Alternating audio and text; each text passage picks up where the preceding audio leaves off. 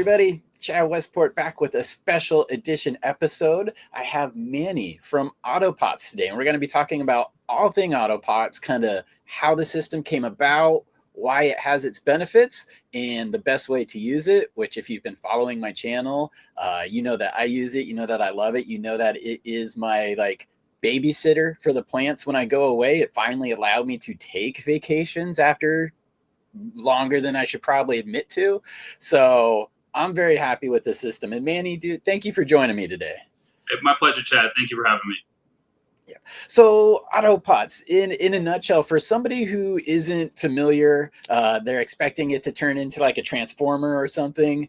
What is the AutoPot system kind of in a nutshell? And I know there's multi-facets to it. So let's just talk about like the flagship product.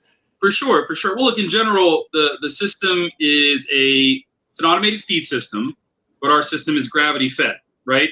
So what that means is we don't use any pumps or timers. There's nothing to plug in, nothing to set. And what that means is we're keeping it very simple for the user, whether it's a brand new grower it's their first time, growing whatever the crop is, or somebody who's been in the game for a long time and is stepping into this form of irrigation. We just try to make it as simple as possible. And in that, we try to deliver the best of what automation can give you, right? Without a lot of the pitfalls, without a lot of the variables that we have to maintain in other systems.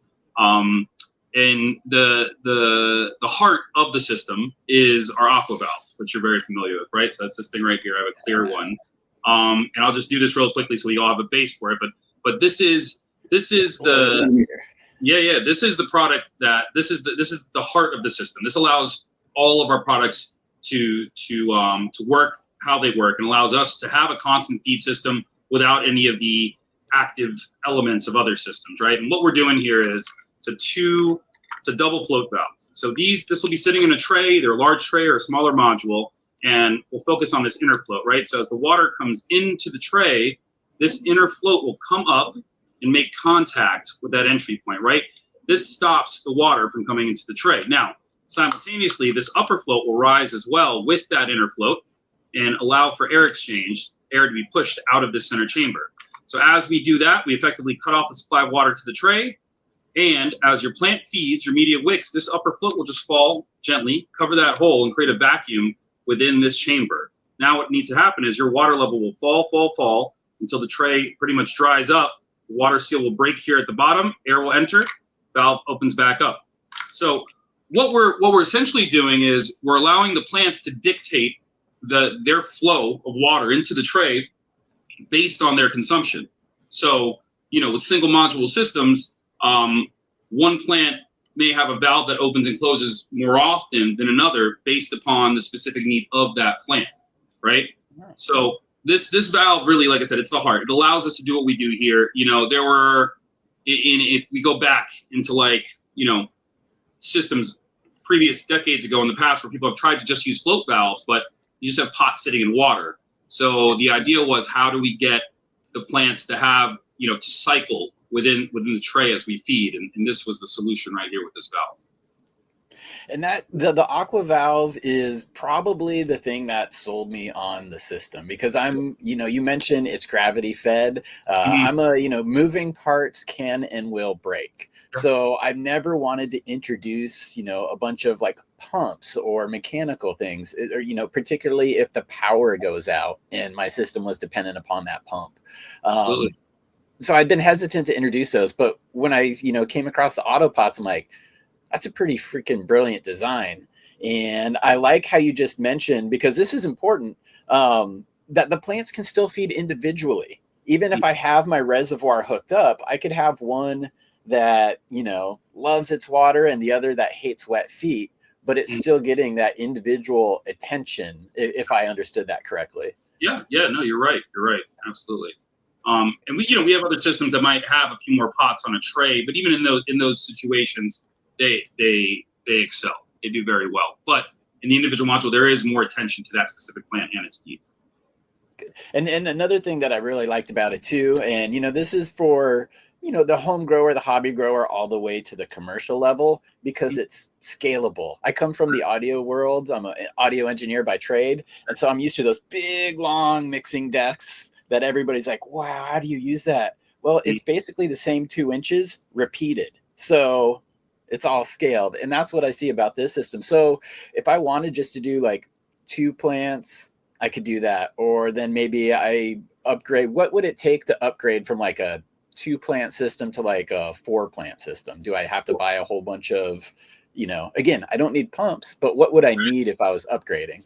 So just single modules, really. Like if we're going from small systems like 2-pot to 4-pot, then we can just tack on a couple modules. And that being said, they don't have to be the same exact module.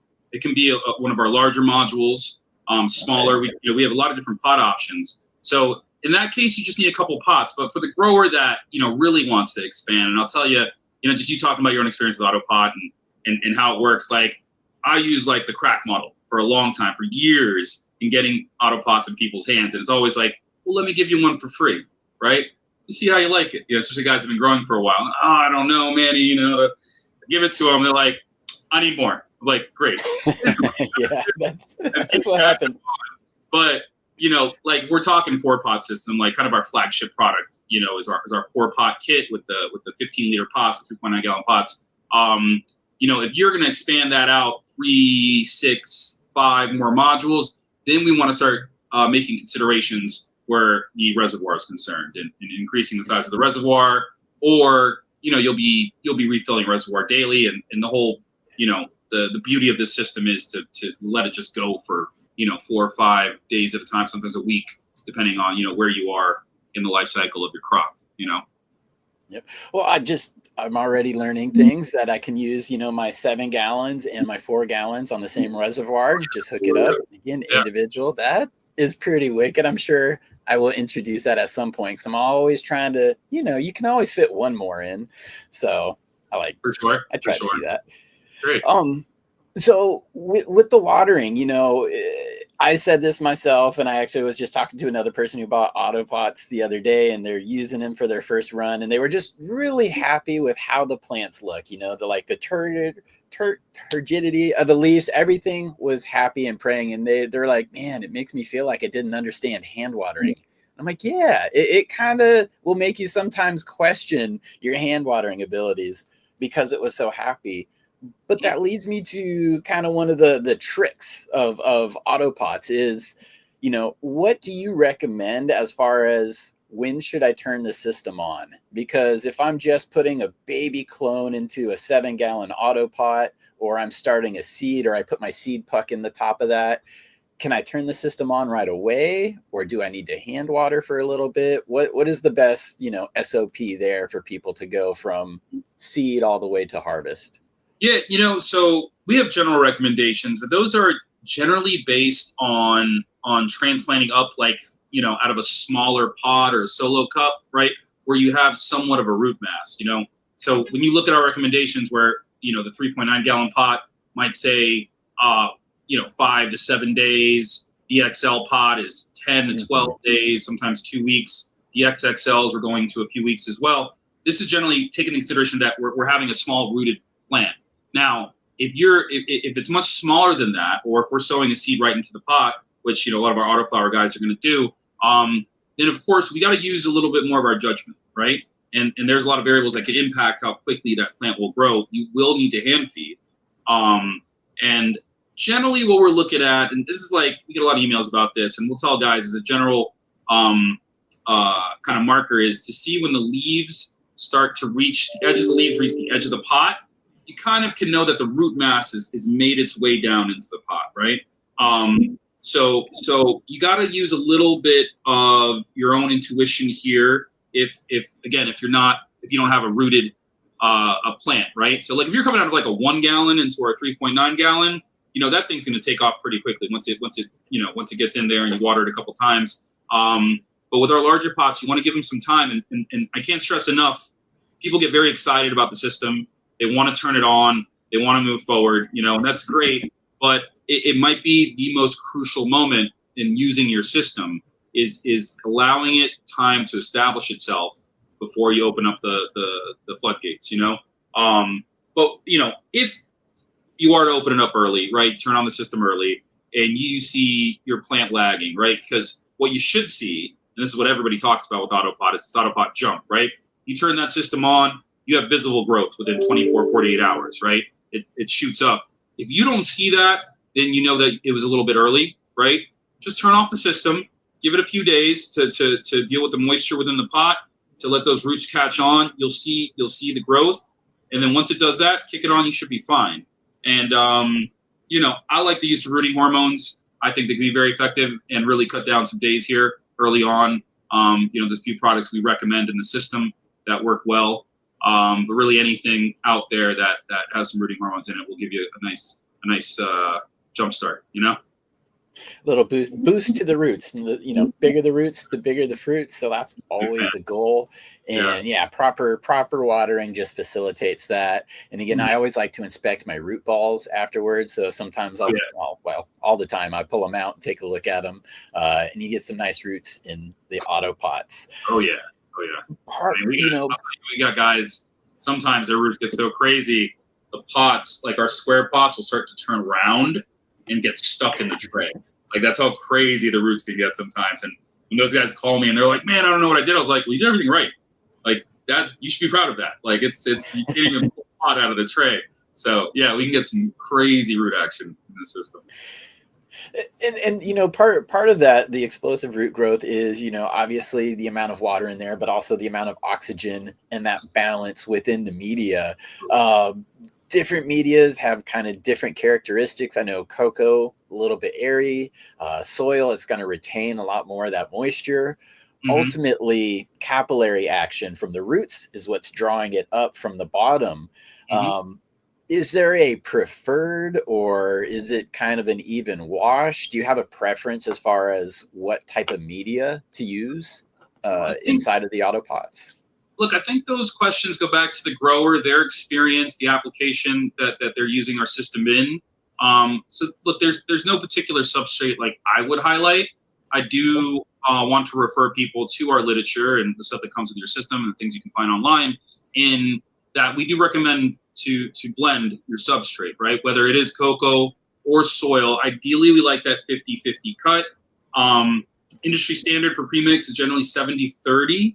Right? Mm-hmm. That works fine. Sometimes with cocoa, we got a big movement, a lot of guys going pure cocoa.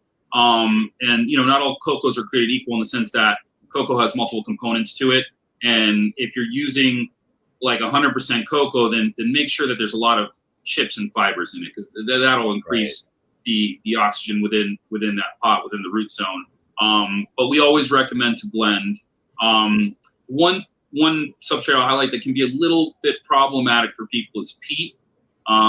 Anything that's like that's heavy and has a lot of peat in it, it just holds a lot of water, and then the weight of that kind of compacts soil over time and pushes some air out. So we want to make sure that that's very well blended if you are using peat. And I will say, people have great results with peat-based substrates, but we tend to try to steer people away from them when we can, because we'll see a little more leeway and forgiveness with the other substrates, especially if you run into some trouble along the way. Yeah, and it tends to, in my experience, it just tends to hold the moisture a little bit too long sometimes, because we're looking for a little bit of a dry back there.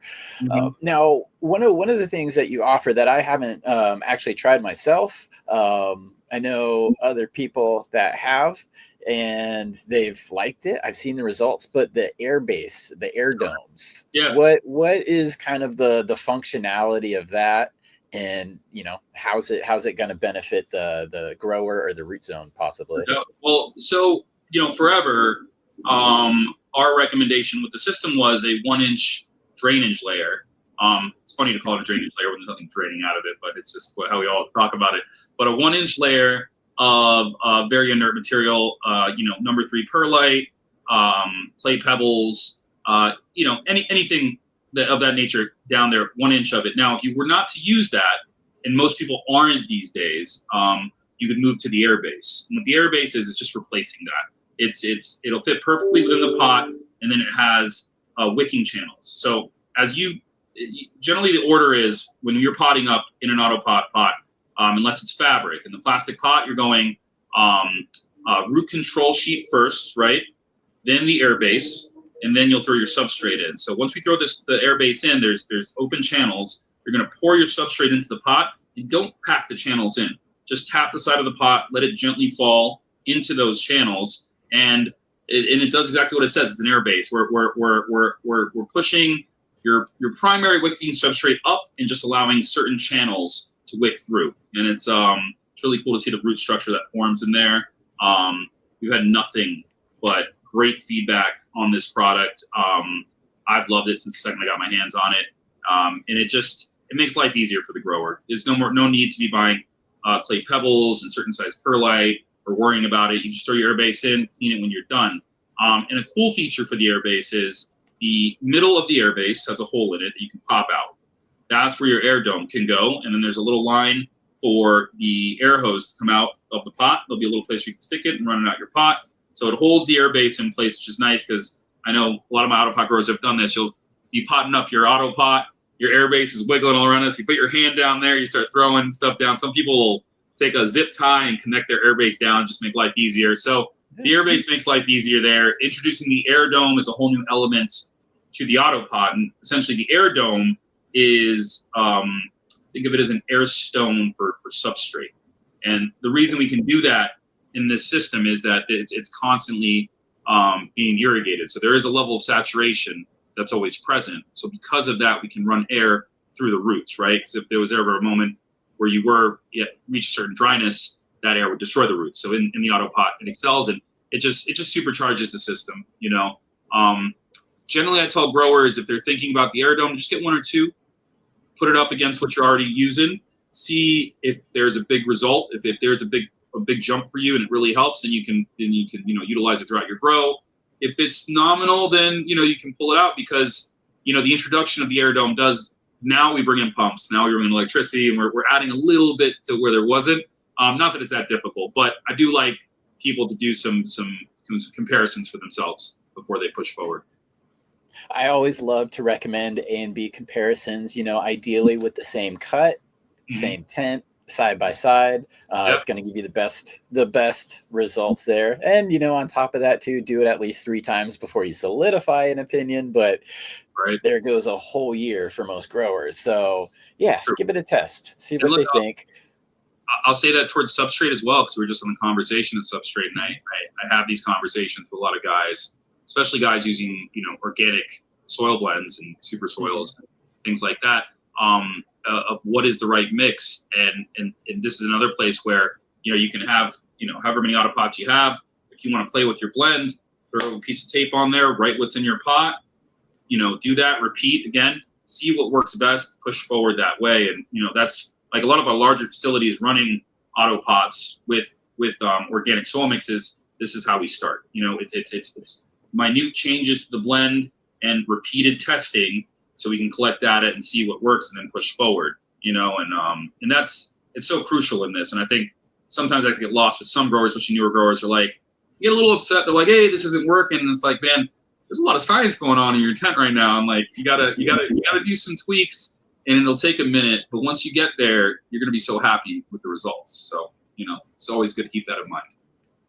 And I always preface, a lot of my answers with somewhere in anybody's answer, it depends, should show up, because, different environmental factors, different mediums, there's so many different factors. So it's hard to one size fits all, but sure. I'm glad that you mentioned that, because there are some people leaning towards the organic side now. I know you're offering larger pots. We'll get to some of the, different models that you offer here in a minute. But feeding is also another question that I get a lot. And there's really, well, there's many ways, but two main ways. There's kind of a synthetic route, and then there's maybe like an organic top dressing route. So can we maybe address like feeding synthetically, or what if people wanted to dump fish hydrolysate in their reservoir? What is the best way to kind of provide nutrients through the reservoir? Well, you have a lot of options here, and a lot of guys will refer to our system as like a hybrid system, in the sense that like there's different ways to approach it. And I think all of them can work. It's just, your SOP around it's going to be important. We can start with the synthetic approach, and that's pretty straightforward. you're going to be mixing your nutrients within your tank. You want to approach our system as you would approach any kind of constant feed hydroponic system, almost like a deep water, recirculating deep water, in the sense that there's a constant exposure to mineral salts when you're using these synthetic fertilizers. Because of that, we have to tone down the strength of our nutrient solution, right? So a lot of the times, if you're looking at a nutrient manufacturer's feed chart, you want to stay away from drain to waste and go to the recirculating chart, or if they have one for deep water, look at those charts, and you want to follow those levels, because one of the biggest problems people have in the system, especially guys jumping into AutoPot that have been using different methods of feeding in the past, or just hand feeding, is overfeeding. And we get a lot of, and we're happy to help anybody. Anybody can reach out to us at any time. We're going to help you directly, and we won't stop helping you until you're okay.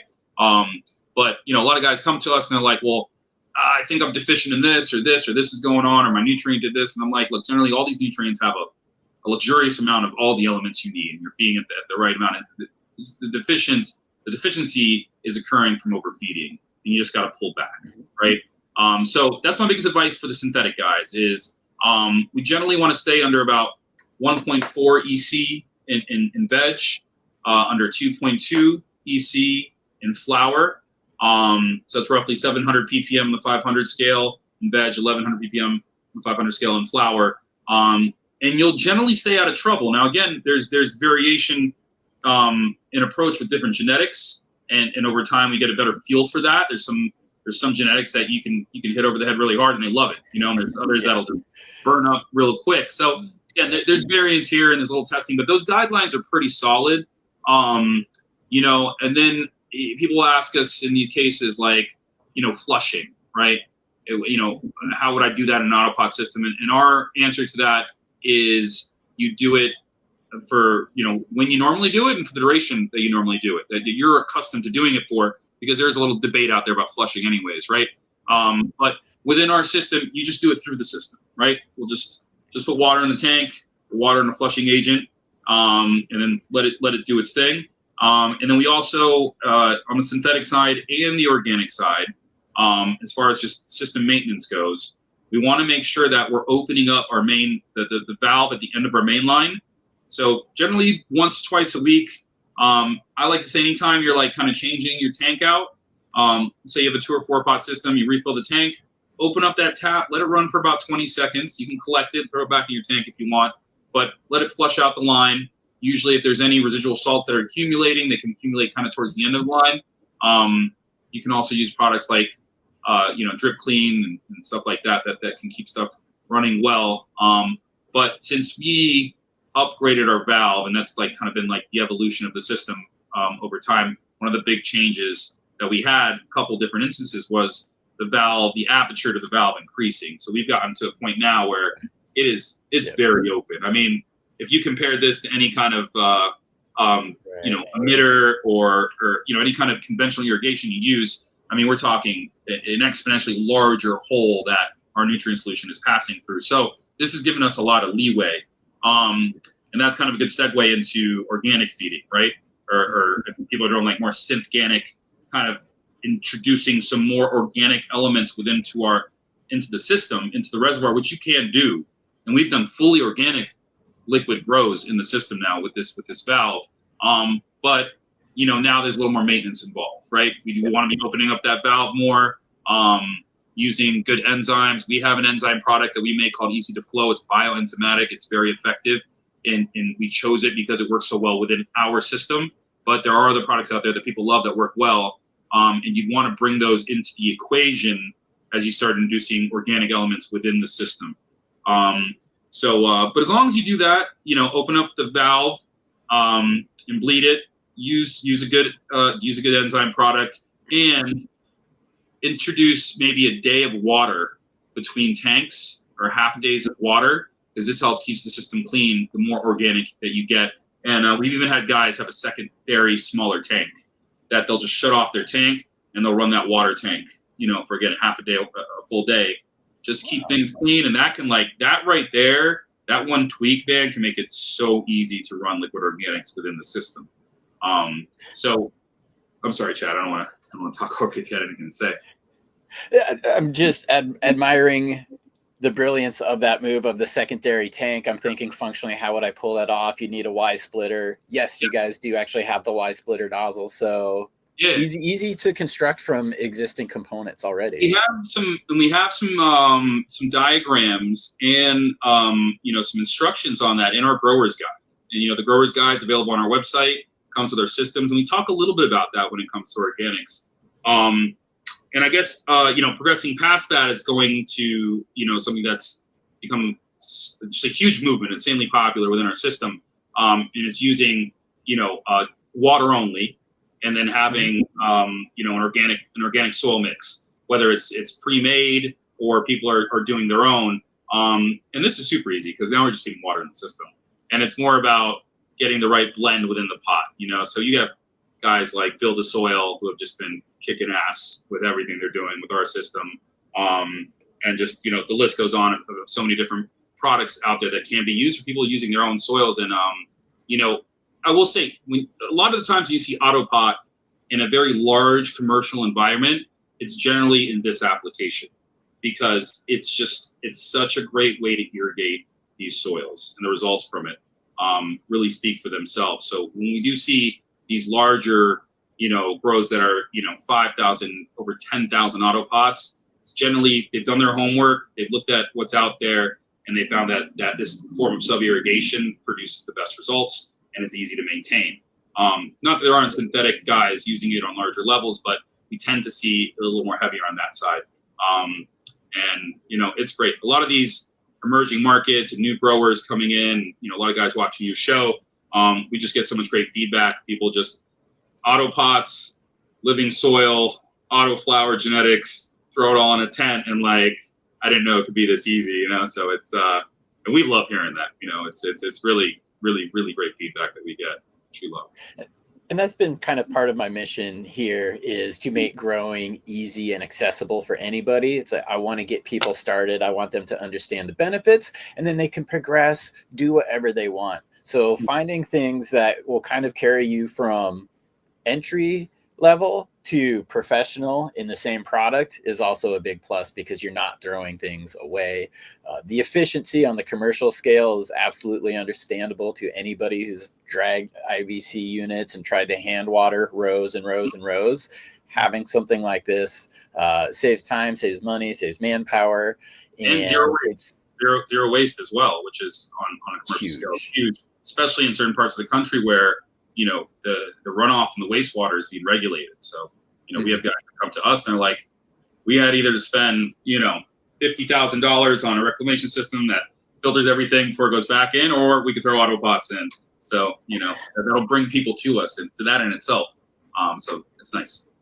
Yep. It's a big point. And I wanted just to touch back too on your feeding recommendation when it comes to the schedules. Look for the recirculating recommendations as far as feeding. That's something I think sometimes people, or at least new growers, will gloss over. The first one that they see is the feed schedule. So yeah, look for that.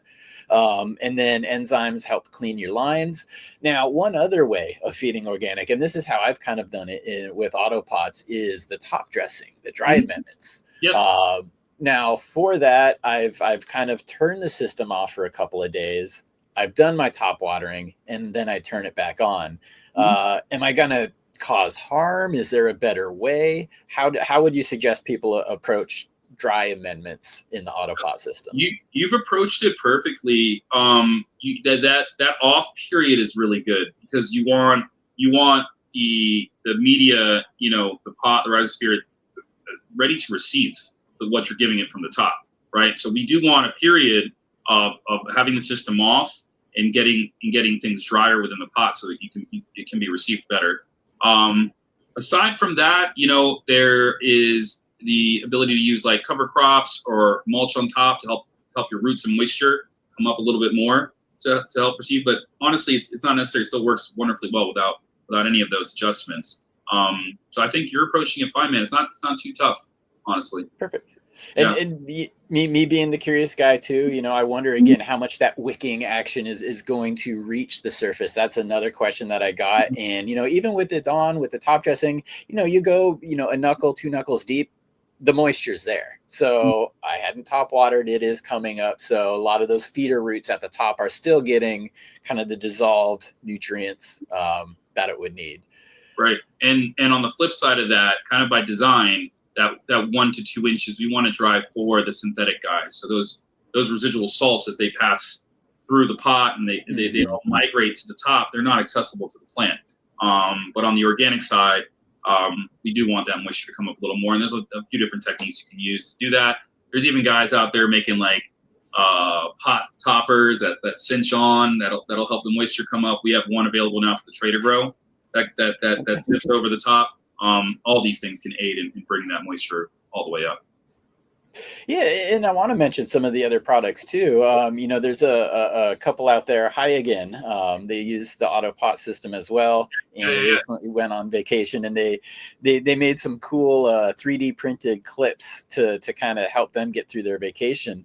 Mm-hmm. But they also had, in one tent, and this is where I want to touch on more of what you offer, is I remember the first time that I went through and actually looked at the entire catalog, the entire list of options. I'm like, holy cow, there's so many things I could do with this. And one of the things that they had that I also like too is like the tray system. So can you maybe explain, or almost just like a flood and drain table? Yeah, so that is one of our newest products, and it might be my favorite product right now that we have. I mean, it's so cool. So it's the tray to grow. And it has 5 different uses, right? So there's many ways you can use it. It's a little under 4 foot by 2 foot.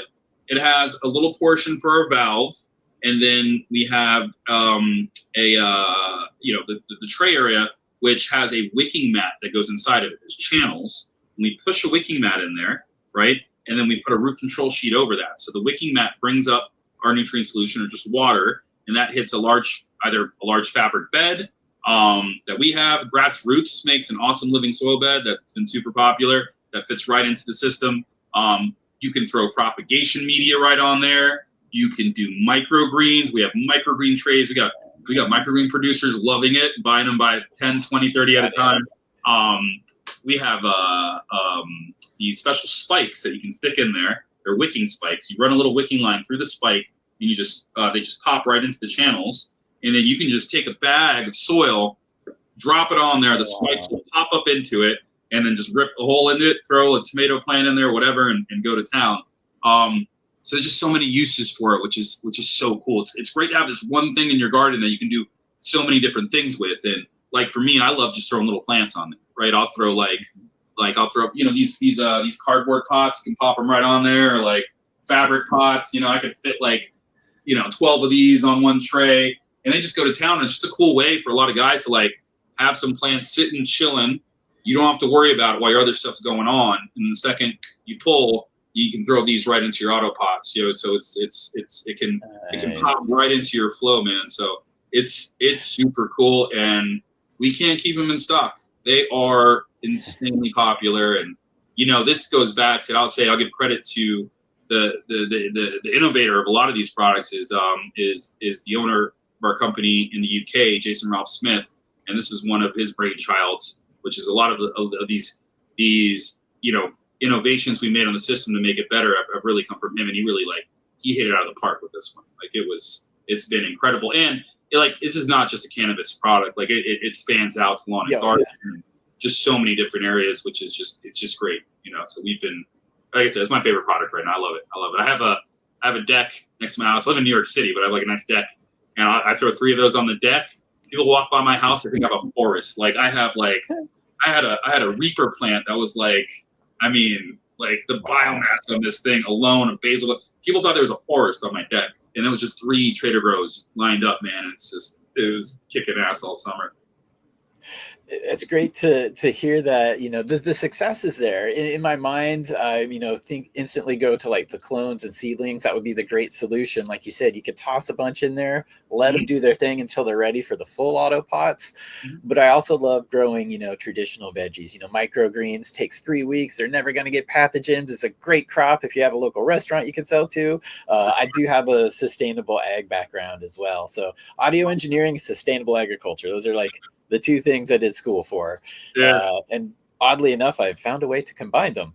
So we really married those two things really well, man. So you're good. But, we just got a fresh shipment in of Trader Joe's. We ran out for like a week. But okay. we'll send one out to you, man. We'll send one out to you with all the trim. That'd be rad. Yeah. So you can mess around with it. That would be rad. I'll definitely put some videos together for people because they've seen my AutoPot videos in the past. Mm-hmm. I think setting up the 3.9 gallon AutoPot systems is one of the better videos that still gets regular views on the channel. For sure. Seen it. But you guys have grown the size of the pots too, because I've been using the system, I think 3, maybe 4 years now. And again, the product catalog is so large, but you're getting into larger pots, and that feeds into the organic folks. So can you maybe, what size options are available now, and how, or what is the best system maybe to use with those larger pots? One thing I'll say is we do take feedback from people, and just a lot of like the direction that we go in with some of these new things is like, what are we hearing? Right? Like, what are guys asking for? What are we seeing? And the question we were getting is like, can we get some bigger pots? Right? Let's get some bigger pots out there. So that pushed us into doing, we have an XL, but then we went to the XXL, right? And the XXL is just, a larger base, same concept. And it holds a 13-gallon fabric pot or a 9-gallon fabric pot, or any pot you can find that fits in there and has drainage holes at the bottom that you want to throw in. And plenty of people do. They want a more rigid pot. They want a larger pot.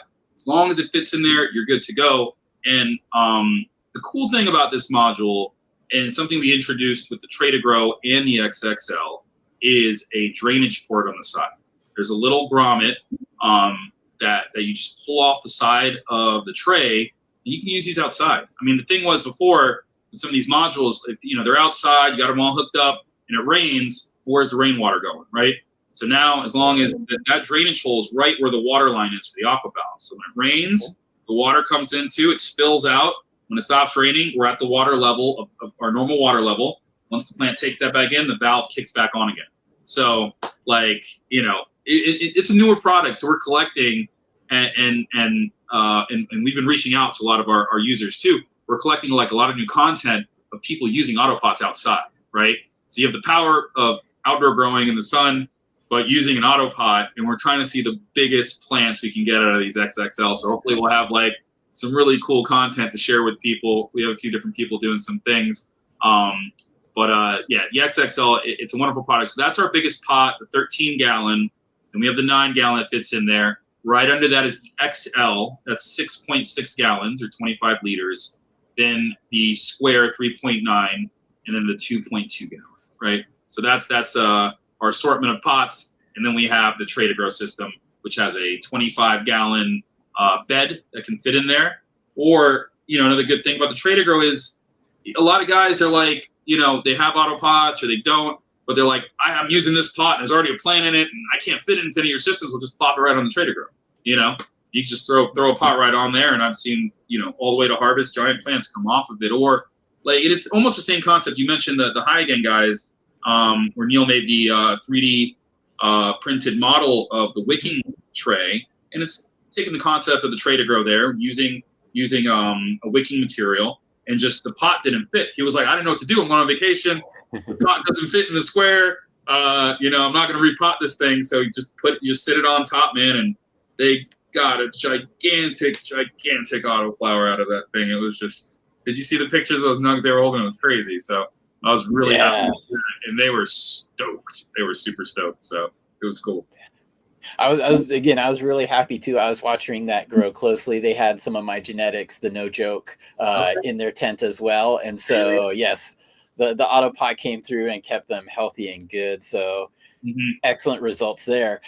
Now, you said, you were looking for feedback or, just real life trials on some of these larger pots. You want to know from people trying and growing outdoors in the AutoPots. Absolutely. What is the best place to send these, like pictures? Is it Instagram? Is it email? How should people get a hold of you?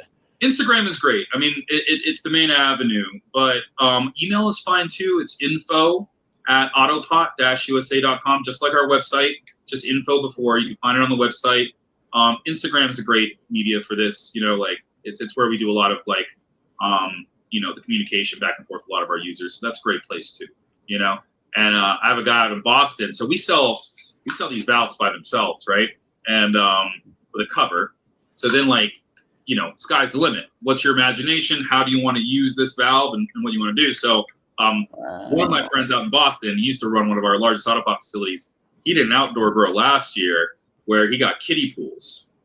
And he set valve kits in the kiddie pools, and he put rocks around the kits, sets his pots in there, and he just proceeded to grow 12, 13 foot, just up on ladders, like you see out NorCal and stuff. It's just one valve in a kiddie pool, right? So, the power of this valve is strong in how you want to apply it. We have the XXL, but again, your limits are really just your imagination and how you want to apply these products that we have. So, yeah. You mentioned the tray to grow. You mentioned the XXL as kind of new products. I was going to follow up okay, what top secret, what's coming up next? But it almost sounds like the limit's your imagination. Yeah. Look, we always want to expand the product line and continue to innovate. It's something that we're always going to do. We have a few things in mind. Nothing that I'll talk about. The one thing that we've been open about here in the past that Jason's been working on is a hanging basket, right? It's AutoPot hanging basket, right? So it'd be a hanging you have your hanging baskets, water all the time. So we have it would have a valve in it in a center chamber, and then it's the design. I've seen the models for it, and we have some prototypes that he's done, and he's been busy with some other things that he's kind of moving back over to this because the application is amazing.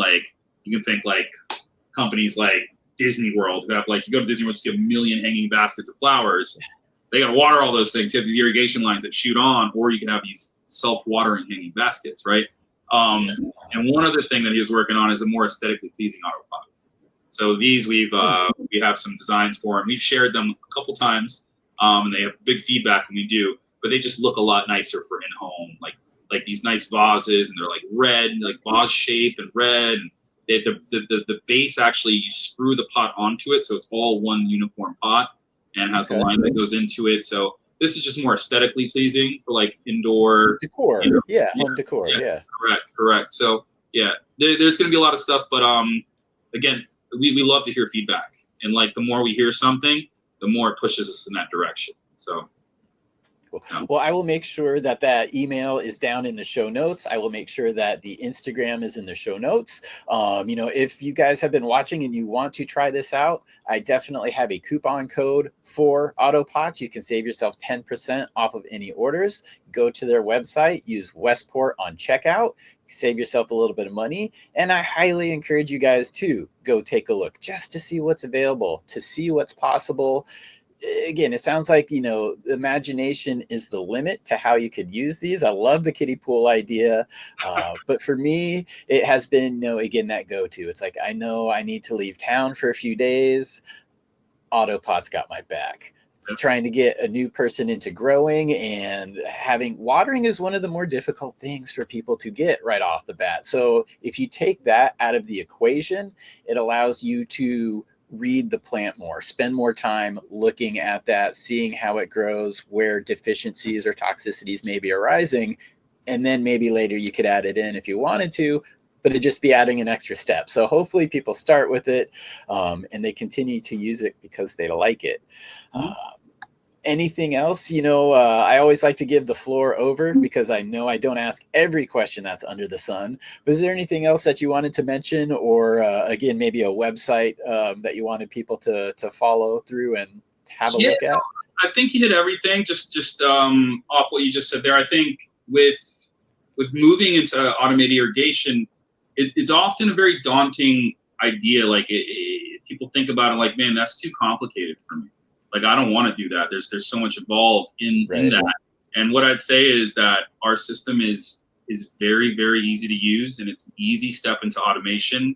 And the time that it'll save you is amazing. It saved my life early on when I started using it. And, I couldn't leave my house. At the time, my wife was my girlfriend, and it's she was like, you got to stay at my house every night. I'm sorry, I got to feed these plants. And the second I started noticing this, she's like, this is great. We can go out. We can go for a weekend trip.